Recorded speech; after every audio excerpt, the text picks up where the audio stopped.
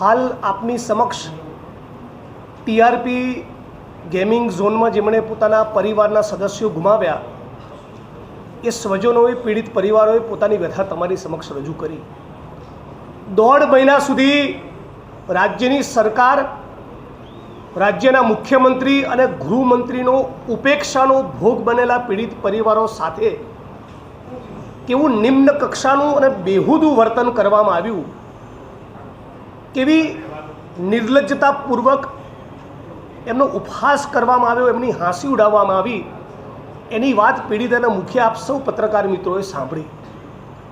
1.5 મહિના સુધી ભારતીય જનતા પાર્ટીના કોર્પોરેટરો, ધારાસભ્યો, સાંસદ સભ્યો, પક્ષના વિવિધ પદ ઉપર બેઠેલા માણસોમાંથી કોઈને પણ એ જનેતાના આંસુ લૂછવાનું મન ના થયું જેને પોતાના દીકરાની લાશ નહીં, અવયવો અને અંગોના ટુકડાઓ તમે આપ્યા છે. અને 1.5 મહિના દરમિયાન માનનીય રાહુલ ગાંધીજીએ એમની સાથે ઝૂમ કોલ ઉપર વાત કરી. 3 દિવસના રાજકોટ શહેર કોંગ્રેસ સમિતિના સાથીઓએ ઉપવાસ કર્યા, પોલીસ કમિશનર કચેરીનો ઘેરાવ કર્યો, રાજકોટ શહેર, રાજકોટના સમજદાર વેપારી, દુકાનદાર, નાગરિકોએ બંધ રાખ્યું. અને ફરી એકવાર રાહુલજીએ રૂબરૂ મુલાકાત બાદ એવી બાંહેધરી આપી કે તમને ન્યાય મળે ત્યાં સુધી અમે તમારી પડખે રહીશું અને અનુકૂળતા મળી તો દેશની પાર્લામેન્ટમાં પણ તમારા આ ન્યાયના પ્રશ્નને ઉપાડીશું. એ બાદ જ રાજ્યના ગૃહમંત્રી અને મુખ્યમંત્રીને પીડિત પરિવારોની યાદ આવી. એટલે આ દેશની સંસદમાં ગુજરાતની ભાજપ સરકારની ભૂમિકા એક્સપોઝ થવાની છે એવી બીકના પગલે કોઈ સાચી લાગણીથી પ્રેરાઈને પીડિતોને મળ્યા નથી. જેમ આશાબેન કાથડના પિતા ચંદુભી કાથડે કીધું કે એમની મજાક અને મશ્કરી કરવામાં આવી છે, એ બોલવા માટે ઊભા થયા તો એમને ચૂપ કરી દીધા, એમને બોલવા ના દીધા.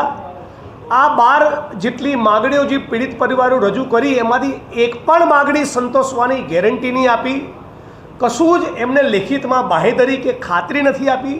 તો સવાલ એ થઈ રહ્યો છે કે આ ગરીબ પીડિત પરિવારોની 1.5 મહિના બાદ તમે શા માટે હાંસી ઉડાવી રહ્યા છો? આ પીડિત પરિવારોની એટલી જ માગણી છે કે એમને નોન કરપ્ટ પ્રમાણિક અધિકારીઓ જોઈએ તપાસ ટીમમાં, વળતરની રકમ વધે, ફાસ્ટ ટ્રેક કોર્ટમાં એમનો કેસ ચાલે. શા માટે તમે હજી પીડિતોને આ પ્રમાણે વર્તન કરી રહ્યા છો? જે પીડિત પરિવારોએ 45 ડિગ્રીની ગરમીમાં રાજકોટ શહેર બંધ કરવા પત્રિકા લઈને રઝળવું પડે, એ પોતે જ પીડિત પરિવારો કહે પ્રમાણે રાજ્યની સરકાર માટે શરમનો વિષય હોવો જોઈએ. એટલે આ રાજ્યની સરકાર એ પીડિતોના મુદ્દે બિલકુલ પણ ગંભીર નથી. રાજ્યની સરકાર, ગૃહમંત્રી, મુખ્યમંત્રી એ પીડિતોને ન્યાય આપવા માગતા નથી. એટલે ના છૂટકે અમે બધાએ એક નિર્ણય કર્યો છે અગાઉની જાહેરાત મુજબ કે આવનારા ટૂંક સમયમાં મોટાભાગે 1 ઓગસ્ટથી મોરબીથી શરૂ કરીને એક ન્યાય યાત્રાનો પ્રારંભ કરીશું.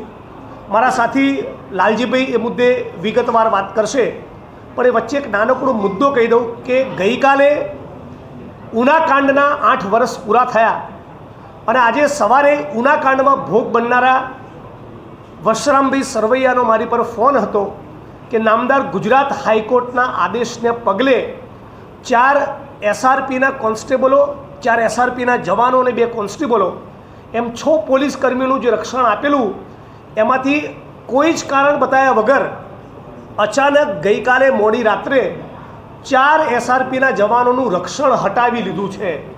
હવે ઉલ્લેખનીય છે કે 1.5 મહિનામાં ઉનાકાંડ સરકારને હું એ કહેવા માગું છું, પહેલાં તો 1.5 મહિને આ યાદ કેમ આવ્યા કે 1.5 મહિને એને એમ કીધું કે સીએમને મળવા જાય તો ત્યાં લગી આ બધા ભાજપના ધારાસભ્ય કે એના આગેવાનો, પ્રમુખો એ બધા ક્યાં હતા?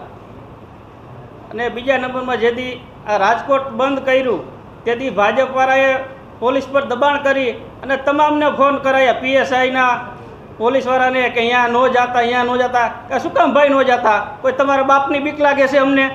અને તમે કેમ ફોન? તમારામાં તાકાત હોય તો હું અનુરુચિ પી જાડેજા, ગામ ખાખરા, તાલુકો ધ્રોલ ને જિલ્લો જામનગર, મારા નંબર છે 9971253138. મને ડાયરેક્ટ ફોન કરો જો અસલ તમારી માએ હુંઠ ખવડાવી હોય તો. તમે વાયા કેમ બધાને ફોન કરો છો? હવે તો તમારે ગયા હોત તો તમને ખબર પડે કે આમાં શું આની હાલત હોય. તમે કેમ બધાને ફોન કરી કે દાબમાં લેવા માગો છો? તમે ભીનું હંકેલવા માગો છો કે તમારામાં તેવડ નથી? સારો નમાલીના પેટના અને બીજું અમે સીએમ સાહેબને મળ્યા તો સીએમ સાહેબને મેં રજૂઆત કરી કે સાહેબ અમે રાજકોટથી ગાંધીનગર લગી આવી છીએ તો અમારી ફોર વ્હીલર લઈને આવી તો અમે પીયુસી ન હોય તો પીયુસીની તપાસ કરે, વીમો ન હોય તો એની તપાસ કરે, લાયસન્સ ન હોય તો એની તપાસ કરે, તો કાં અમારે દંડ ભરવો પડે અને કાંઈ અમારી પાસે તોડ કરે. તો એ વસ્તુની જો તમને રોડ ઉપરની ખબર હોય આ વ્યક્તિ નીકળે આની પાસે કાંઈ નથી તો આ વસ્તુ તમને ખબર નથી આમાં કેટલો ભ્રષ્ટાચાર હાલે છે, આ બધું રૂપિયા ખાઈને જ હાલે તમને બધી ખબર છે તો એની પાસે કેમ તમે એને કાંઈ કરતા નથી કાર્યવાહી? મુખ્યમંત્રીની બાહેંધરીથી તમે સંતુષ્ટ છો કે નહીં? શું વાતચીત થઈ? જરાય સંતોષ નથી. મુખ્યમંત્રીને મેં આ કીધું ને તો એની પાસે એનો જવાબ પણ નહોતો. એને એ બોલી ન હોય કે અમે આ વસ્તુનો તમે કયો અહીંયા પોગી છે ત્યાં લગી માં થાય છે તો કે ના ના એ બરોબર છે. તો તમારી પાસે એને તાકાત નથી વસ્તુ બંધ કરાવવાની તો આનો નિર્ણય દેવડાવવાની તમારી જ તાકાત છે. બીજા નંબરમાં હંસ સંઘવીને પણ મેં કીધું કે અહીંયા તમે કહો છો કે ગુજરાતમાં દારૂબંધી છે તો અહીંયા બિયર અને ઇંગ્લિશનો પણ જથ્થો નીકળ્યો હતો એની પણ કંઈ તમે કાર્યવાહી કરી નથી. એ લઈ આવ્યો ક્યાંથી, કોણ લઈ આવ્યું તો એને પણ આપને જવાબ કંઈ ન આપીએ. શું માનો છો હવે શું કાર્યવાહી થવી જોઈએ? હવે કાર્યવાહી તો આને કડકમાં કડક સજા કરે અને અમારી માંગણી 12 મુદ્દાની છે એ 12 મુદ્દા અમલમાં લઈ આવી અને એને ઝડપથી એને સજા કરે. લાગે છે 12 મુદ્દા સંતોષાશે એવું તમને લાગે? અમને એવું કાંઈ લાગતું નથી. એ પણ એક શબ્દ બીજું કાંઈ બોલ્યા નથી, ખાલી એટલું બોલ કે અમે સાથે છે.